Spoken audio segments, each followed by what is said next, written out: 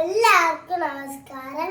സ്നേഹത്തിന്റെ സമാധാനത്തിന്റെ ഒരു ക്രിസ്മസ് കാലം കൂടി ഇതാ വന്നിരിക്കുന്നു. ശത്രുക്കളെ പോലും സ്നേഹിക്കാൻ പഠിപ്പിച്ച ദൈവപുത്രനായ ഈശോയുടെ ജന്മദിനമാണ് നമ്മൾ ക്രിസ്മസ് ആയി ആഘോഷിക്കുന്നത്.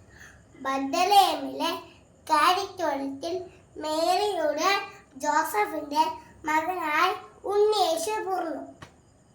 വീടുകളിൽ പുൽക്കൂടൊരുക്കി ക്രിസ്മസ് തീ ഒരുക്കി നക്ഷത്രം തെളിയിച്ചു. ഉണ്ണിയേശുവിനെ വരവേൽക്കാൻ ഒഴിഞ്ഞു.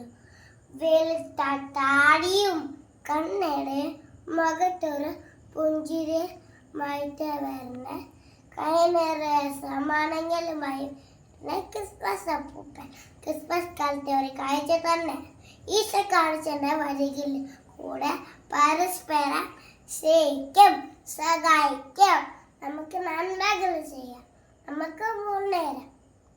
എല്ലാവർക്കും ഐശ്വര്യത്തിൻ്റെയും സമാധാനത്തിൻ്റെയും ഒരു ക്രിസ്മസ് കാലം കൂടി ആശംസിക്കണം. നന്ദി, നമസ്കാരം.